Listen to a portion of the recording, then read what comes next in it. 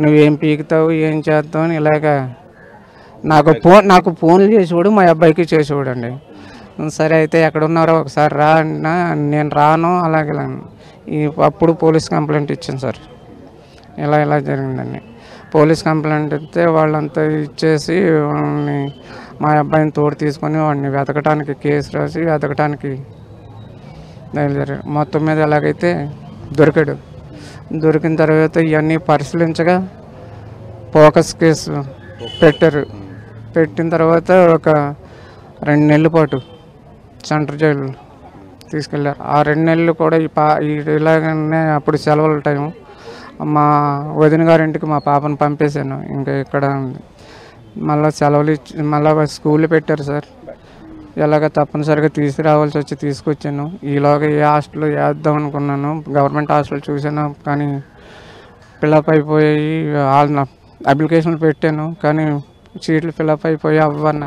రమణ గారు, ప్రధానంగా మీ పాప ఏం చెప్పేది? అసలు ఇలా ఇబ్బంది పడుతున్నాడు ఏంటి అని చెప్పేది? నేను ఇప్పుడు అలాగా నాకు చెప్పేది కదండి. నేను ఎందుకంటే ఏమ్మా బాగానే వస్తున్నా అంటే, నాన్న నేను బస్సులోనే కదా వస్తున్నాను అని నా ఖాళీ ఉన్న టైంలో చూసుకుండేవాడిని. వీడు చెప్తే నరికేస్తాను, పొడి చేస్తాను, మీ అమ్మ ఒకరితే వెళ్తుంది, ఆ చీకట్లో కత్తిచ్చి పొడి చేస్తాను, మీ నాన్న పడుకున్నప్పుడు వచ్చి ఇది వచ్చేస్తానంటే ఈవిడ ఏమన్నా చెప్పావంటేనే ఈవిడ చెప్పడం మానేసిదండి. నేను బాగానే ఉన్నాను, ఏ ఇబ్బంది లేదు అన్నట్టుగా. పాప అంటే మనకి ఏంటి చిన్నపిల్ల కదండి, దీనికి ఏ లవ్ గివ్ ఇలాంటివి ఏమి ఉండవు కదా, అలాంటి పొజిషన్లుగా ఉండలేదు కదా అన్నలేదు. మేము ఇంకా చిన్నపిల్లలాగే చూసుకున్నాం తప్పితే పాపకు వయసు వచ్చింది, ఇది ఏం చేస్తుంది ఏంటని అంత పరిశీలనగా మేము ఇది చేయలేదు. ఆ చిన్నపిల్లలాగే మసులుకుండేది. చిన్నదాని ప్రధానంగా ఈ సురేష్ అన్న వ్యక్తి పోక్సో చట్టం పోలీస్ కేసు అయితే పెట్టడంతో అది మనసులో పెట్టుకొని ఈ దురాఘాతానికి పాల్పడ్డాడు అంటారా? అదే సార్. ఇప్పుడు దీన్ని మేము పోక్సో కేసు పెట్టామన్న కోపంతో ఈ పాపని ఇలా చేసాడు సార్. అదే నిన్న సాయంత్రం అసలు ఎలా వచ్చాడు, ఇంటికి ఎలా వచ్చాడు, పాప ఎన్ని గంటలకు వచ్చాడు? ఎలా వచ్చాడంటే పాప 5:15కి ఎలాగ వచ్చింది సార్. అయితే అక్కడ వీడు 2-3 పరిశీలించారంట. ఒకసారి కత్తెట్టుకొని తిరగడం అటు ఇటు. మా ఇంటి దగ్గరికి రాడు సార్. అప్పటి నుంచి నేను ఎప్పుడు చూడలేదు రావడం. ఆ శివరికి వాళ్ళ అమ్మమ్మ గారి ఇల్లు శివర, అయితే మాది ఈ శివర. అయితే ఆ ఏరియాలో రాలేదు. నేను ఇంటికాడ లేను. మా మిస్సెస్ కూడా బ్రాండర్స్కి వెళ్ళిపోయింది. పాప సొత్త స్కూల్కి వెళ్ళిపోయింది. ఈలోగా 2-3 ట్రిప్పులు వేసాడు. ఒక బైక్ కట్టుకుని ఇంకొక కుర్రోడు ఉన్నాడండి ఒకడు. ఆడు బైక్ మీద వచ్చాడంట మా ఇంటి పక్కనే. ఆ కుర్రోడు ఆ బైక్ పక్కన వచ్చి బైక్ వేసుకొని మా ఇంటి పక్కకు వచ్చి మళ్ళీ తిరిగి వెళ్ళిపోయాడంట. ఈలోగా ఎవడే పని మీద పోతున్నాడో గమనించలేక ఇది ఒకవేళ అలాంటి వాళ్ళు నాకు ఇంత మునుపు జరిగింది కదా, నాకు ఫోన్ చేసి చెప్పినా నేను అందుబాటులో ఉందును, నా పాపను కాపాడుకుందును, ఇంతవరకు ఇది ప్రాణాలు కాపాడుకున్నాను. నాకు ఒకే ఒక పాప, ఒక బాబు. అపురూపంగా నాకేమి లేకపోయినా కష్టపడాలని అపురూపంగా పెంచుకున్నాను సార్. బాబు ఇంకోండి బాబు అది ఎక్కడ ఏమంటున్నారు ప్రధానంగా? అసలు పోలీసులు వెతుకుతున్నారా, గాలిస్తున్నారా ఆయన కోసం? అలాగ అంటున్నారు సార్. మరి గాలిస్తున్నారా? వాళ్ళు గాలిస్తున్నాను అంటున్నా. మాతో మట్టుకి వెతుకుతున్నాము ఏనండి, ఇంకా దొరకలేదు అంటున్నారు. మరి వాళ్ళు ఎంతవరకు ఎదుగుతున్నారో తెలియదు. నాకు ఏ ఆప్షన్ లేదు సార్. మీరు ఆ పోలీసులు, మీ మీడియా వాళ్ళు నాకు న్యాయం చేయగలిగితే పట్టుకొని వాడిని నాకు అప్పచెప్పితే అదే న్యాయం సార్. చనిపోయిన నా పాపను తెచ్చి మీరు ఎలాగ ఇవ్వలేరు కాబట్టి వాడిని అప్పచెప్పితే ఇంకో ఇతర పిల్లల్ని కాపాడుకునే వాళ్ళం అన్నా అవుతాం అండి. ఇప్పుడు నాలాగే ఎంతోమంది ఉంటారు. అందరూ పాపను పట్టుకొని చదివించడానికి తీసుకెళ్లారు, తీసుకురాలేరు. ఏ టైం ఇప్పుడు 4 రోజులు మర్చిపోతే మనం ఏం పీకేమని ఇంకొకటి దగ్గరికి వెళ్తారు, ఇంకొకటి చేస్తారు. అలా ఇంకోటి చేసుకుంటూనే పోతారు. అందుచేత దయచేసి ఆ పోలీసులు, మీడియాలు మిమ్మల్ని కోరుకునేది ఏంటంటే అన్ని ఎక్కడన్నా వెతికి పట్టుకుని మాకు అప్పచెప్పండి, లేదా మా కళ్ళెదురాన్ని ఎన్కౌంటర్ చేసేయండి. అదే సార్ మేము కోరుకునేది. లేదా మేము బతుకున్నా వేస్ట్. మా పిల్లలు పోయాక మేము బతికేం చేస్తామండి. చెప్పండి, మీరు ఏమవుతారు? పాప దర్శనికి ఏమవుతారు? ఏమవుతారు మీరు? బాబాయ్ 5:30కి వచ్చిందండి. 5:30 దాటాకు వచ్చిందండి. నేను అక్కడే ఉండండి. తాళాలు ఇచ్చింది కూడా మేమేనండి. తాళాలు ఇచ్చింది వెళ్ళిపోయిందండి. వెళ్ళిపోయిన తర్వాత నేను 2 నిమిషాలు కూర్చున్నానండి అక్కడే తాళాలు ఇచ్చిన కాడ.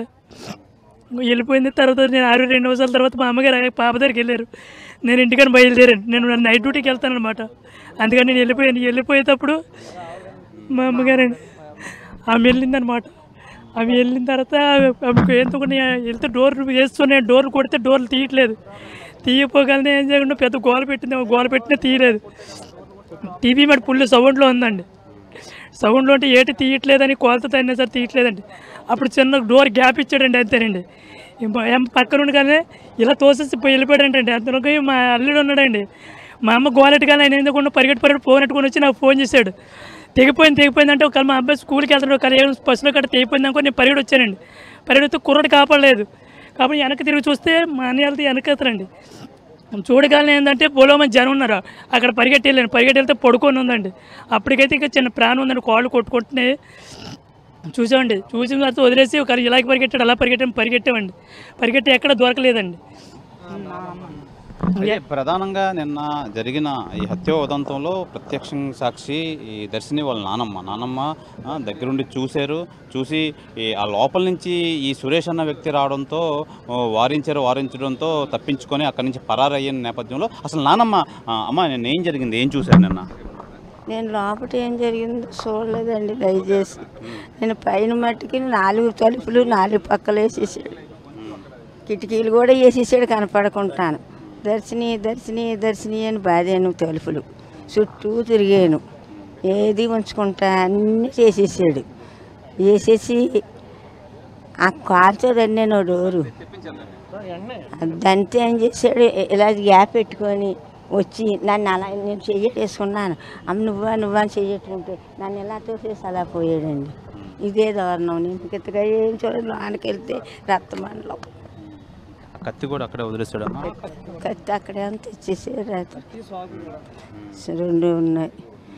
ఇదంతా రక్తం అలా మండం గడిసింది.